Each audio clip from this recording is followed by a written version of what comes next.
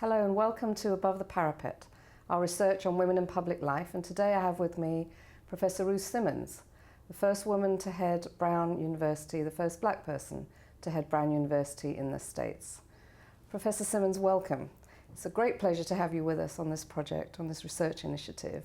And you are a woman of incredible achievement. Your story of traveling from the cotton fields of the south of the USA to the height of academic life, Ivy League, in the USA is truly remarkable. I'm quite struck though by the words you've used to describe yourself along the way when you've called yourself odd, weird, mischievous, irritating, and other people have called you hectoring. I find that extraordinary. How is it that a woman who fits those adjectives comes to be the head of an Ivy League university? Well, I'm sure, I don't know. I'm a bit mystified by it myself, but I think the root of all of that was perhaps an independence of mind, a determination to do things that would be unpopular, perhaps, a sense of holding people accountable, and an absolute dedication to doing this because of the history of my family and the history of racism in the United States. So somehow I thought it was important to be of an independent mind, and when necessary to be of a fighting mind when it came to addressing some of the long-standing ills of racism in the United States. Your journey has been a remarkable one, and if I may start with some of the values your mother taught you. Well, I think I grew up actually first schooled by my mother, of course, but just in general having a sense that what was visited upon us should not be visited upon anybody else. And there is something about growing up in an environment where the essence of who you are matters not at all. The fact that you could be gifted or could be intelligent or could be skilled or could be articulate, none of that mattered. One was always reduced under Jim Crow in the South to nothing, unworthy, inferior, with no hope for the future.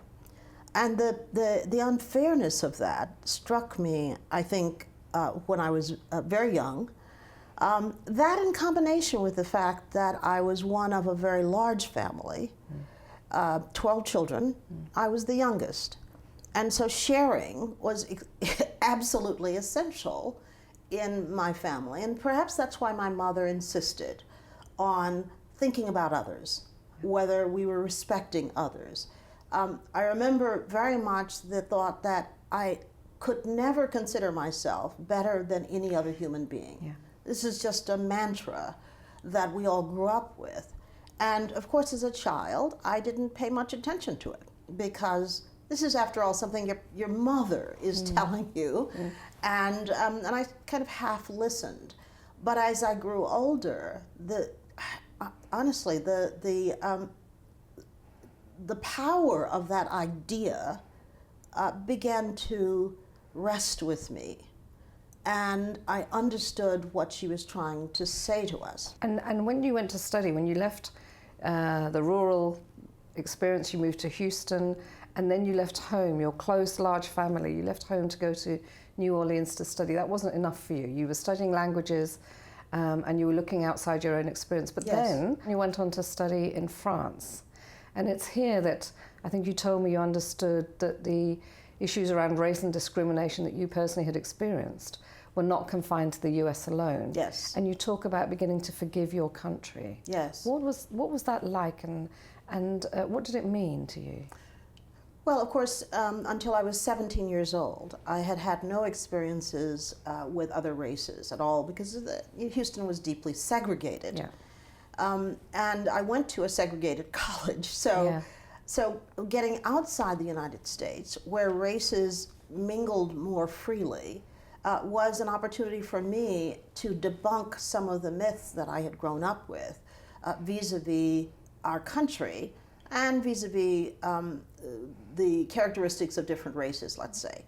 So when I went to France, a country that I just loved, and I loved being there, I nevertheless had to take the rose-colored lenses off and see that France had its own problems. Yeah. The mistreatment of Arabs in the era when I was there, some experiences that I had personally, taught me that I was not going to be able to conclude, as I thought I might, that the United States was merely an aberration, that racism in the United States was so exceptional that somehow if I could reach other shores, I would find a different reality.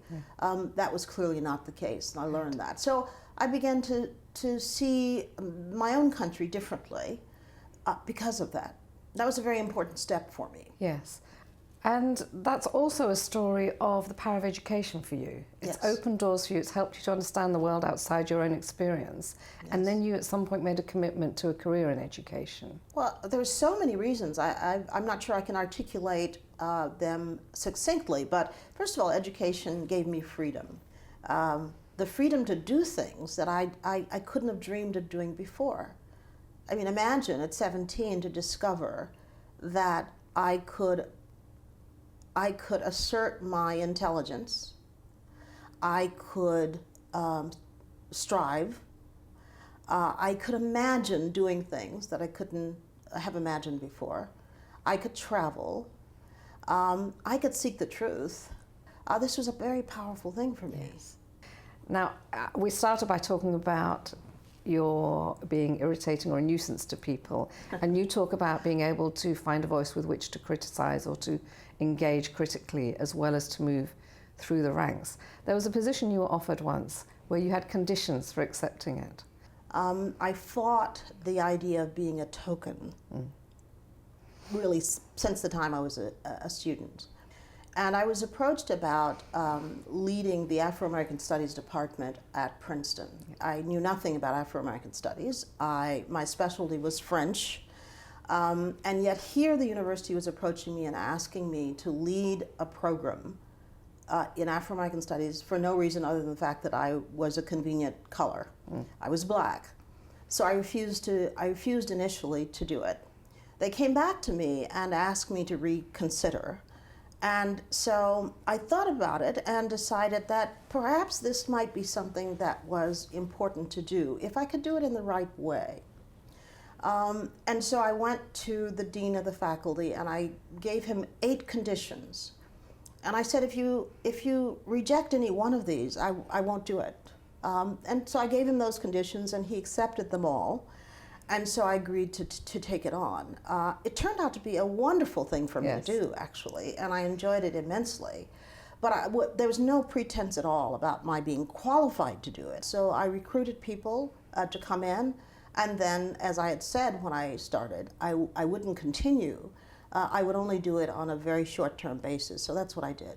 The importance of expression and voice and the ability to speak remained very important to you. At Brown, you put yourself on the front line of defending the right to speech of somebody who was coming to say something rather unsavory, to put it mildly, about the history of slavery and how beneficial it had been to people in Africa. Can you explain why it was so important to you to do that?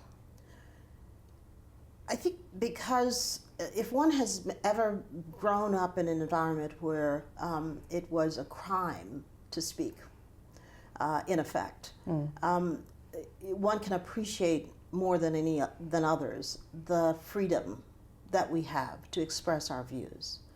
And I always felt that if I silence others, then I can be silenced myself, and I want that not ever to happen again. Because in the Jim Crow South, even one's intonation, in combination with an arrogant look, could result in swift punishment by whites.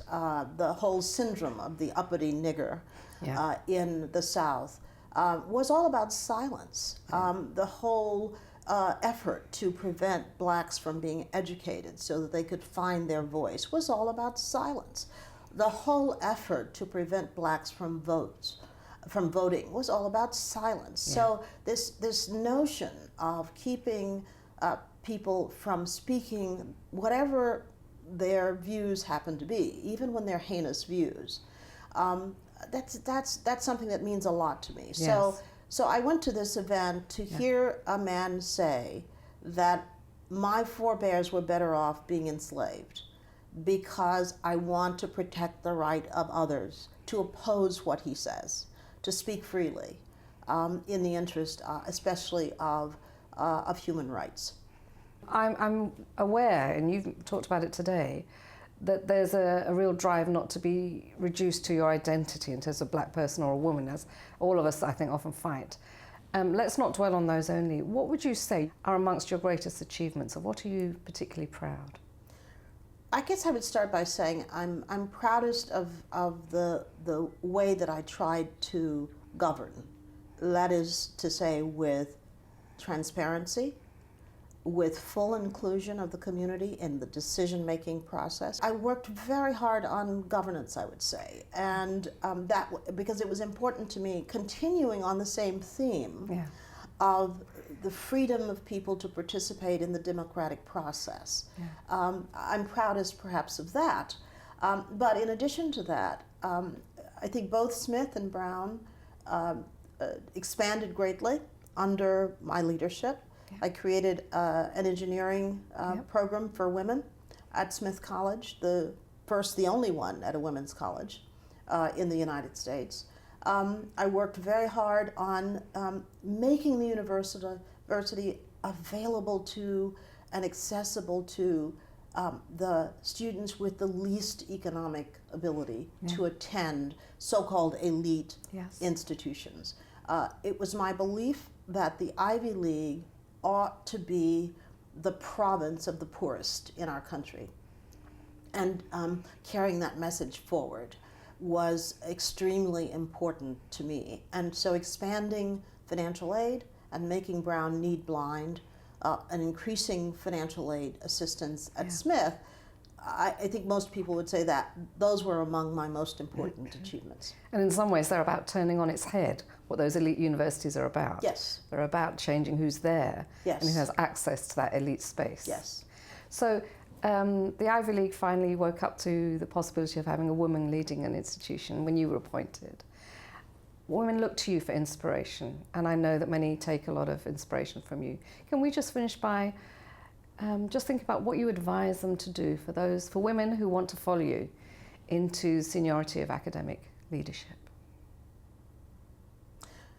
Well, I mean, I would certainly begin by saying that I would hope that they would be passionate about equal access and fairness. I would hope they would govern from the perspective of demonstrating how powerful it is for us to respect each other as human beings. I would hope that they would never change who they are in order to govern. Most of the time when we're selected as leaders, we're selected because of who we are. But often people become imbued with the notion that they must imitate some other model once they become leaders. Yeah. So one of the things I've tried to do is to be staunchly who I am and to bring all of who I am to my leadership roles. That means that little girl who grew up very poor, sitting in this chair, I haven't forgotten her. I'm motivated by the things that she experienced. I'm motivated by thinking about girls like that who will be coming along after me. I am the person who was outspoken and worked hard for equal rights for women and for minorities. When I become leader and the first African American president of an Ivy League university, I want people to say that that's who I still am. Yes. So it's been important to me not to change, not to round out the rough edges, not to accommodate some image that people have of who I should be, but to be staunchly who I am and who I've always been. And it's that capturing that authenticity, isn't it? Yes. Keeping true to that. Yes. That is a theme you've returned to several times in our conversation. Yes. Professor Simmons, thank you so much for your time and for joining us on the project. Thank you.